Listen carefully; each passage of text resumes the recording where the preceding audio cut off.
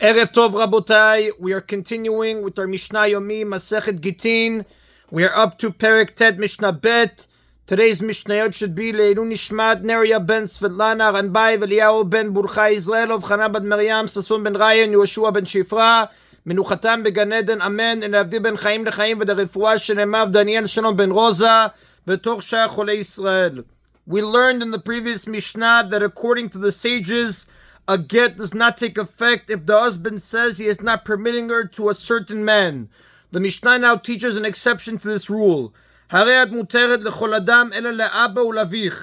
someone gives his wife a get and says, you are hereby permitted to marry any man except for your father, except for my father or your father, or except for my brother or your brother, or except for so-and-so who was a Canaanite slave or a non-Jew.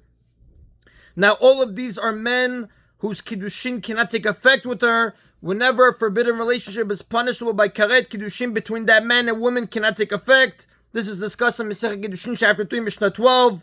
Since the Torah says that relations between a woman and her father or father-in-law or her brother or husband's brother are punishable by karet, in Sefer Vayikra, chapter 20, verse 12, 14, and 17, if one of these men betroths her, the kiddushin does not take effect. In addition, the Torah does not recognize marriage between a Jew and a non-Jew, or a Jew and a Canaanite slave, even though their relationship is not punishable by karet.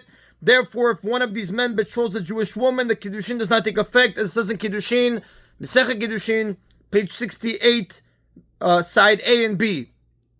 Ulchol mi she'en la alav kiddushin, or anyone else with whom kiddushin cannot take effect for her, such as another forbidden relative, for example, her son or his son, kasher. In all of these cases, the divorce is valid, because even if he had divorced her in regard to everyone, she could not have kiddushin with these men. Since this get allows her to marry everyone that a regular get would allow her to marry, it is considered a total separation and is valid. Now, there are marriages that are forbidden by the Torah, where kiddushin does take effect despite the prohibition. This does not mean that they may stay married. It just means that if he betroths her, they are legally married until he divorces her. The Mishnah teaches the law for a case where a husband gives his wife a get and says that it will not permit her to marry such a man.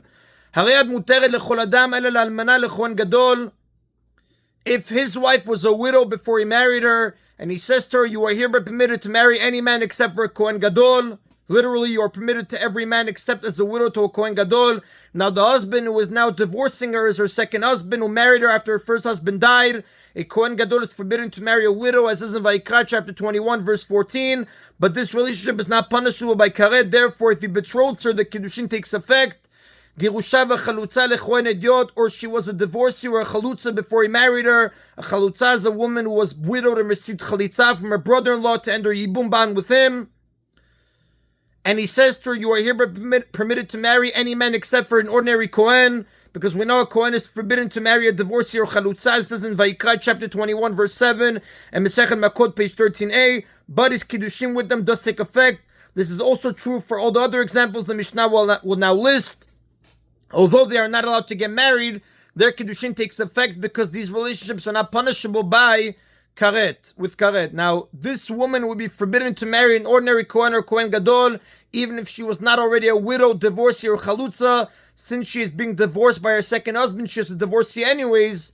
And the Mishnah adds these examples only because they are often included in lists of forbidden relationships. Mamzeret unitina Israel, or she was a mamzeret or netina, and he says to her, you are hereby permitted to marry any man except for an ordinary Jew. A mamzeret is a female mamzer, a netina is a woman descended from the Canaanite residents of Gibon. The Gibonites tricked Yoshua into allowing them to convert by convincing him they were not Canaanites. Both a mamzeret and a netina are forbidden to marry an ordinary Jew, but may marry a convert or a mamzer, as is in Kiddushin chapter 4, Mishnah 1. In this case, the husband says that this get should permit her to everyone except an ordinary Jew. Bat Yisrael, a mamzer or natin, or she is the daughter of an ordinary Jew, and he says to her, except for a mamzer or a natin, an ordinary Jewish woman is not allowed to marry a mamzer or natin. Ulchol mi sheyesh la alav kiddushin afilu ba'avera, or except for anyone with whom kiddushin does take effect for her, even if it is a sin for her to marry that man, as long as the sin is not punishable by karet, pasul. In all of these cases, the divorce is invalid because it does not enable her to become betrothed to everyone that a regular get would, meaning it does not allow for kiddushin to take effect with every man with whom kiddushin would take effect after an ordinary divorce, and is therefore not considered a total separation, therefore the get is not valid. That is the end of Mishnah Bet. Now, as we learned in chapter 3, Mishnah 2, and we learned in chapter 8, Mishnah 5, every get must state the names of the husband and wife as well as where and when it was written. The Mishnah now teaches what must be written in a get about the divorce itself. The essential part of a get is the statement, you are hereby permitted to any man. If this is missing, the get is invalid. Although a standard get contains other statements as well, only this sentence is required. Rabbi Yehuda says this is not sufficient. It must also state the following. V'den dihve lichi minai. And this shall be to you for me, sefer teruchin v'igeret shibukin v'get piturin. A document of divorce, a letter of abandonment, and a bill of release. Any one of these three phrases is sufficient. Limhach li'naseva lechol givar titzbiyin. That allows you to go marry any man that you wish. This sentence is needed to make it clear that he is divorcing her by means of this document, and that it is the document that makes the divorce take effect. According to Rabbi Yehuda, the text of the get must state clearly that it is the instrument of the divorce and not simply a record of what happened. The sages, however, hold that this sentence does not need to be written in the get, because giving her a document that states you are hereby permitted to any man makes it clear enough that this document is bringing about the divorce. One way to free a slave is to give him or her a document stating that he or she is now free. This is discussing Kiddushin chapter 1, Mishnah 4. But just before we continue, the Rav does tell us, V'halakha Rabbi Yehuda, the halakha does follow the opinion of Rabbi Yehuda, that you must write this additional statement. Now again, one way to free a slave is to give him or her a document stating that he or she is now free. Since a document of freedom is similar to a get, the Mishnah digresses here to teach what must be written in this document. Gufo shel get shichur re'at bat churin hare at le'atzmech. The essential part of a freedom document is the statement, you are hereby a free woman, or you are hereby to yourself. If the document does not state either of these statements, it is invalid. Now, for a man, it would say you are hereby a free man. The Mishnah teaches the law in regard to a woman because it was just discussing freeing a woman from marriage with a get, so it continued with freeing a woman from slavery, but the same would apply to a man.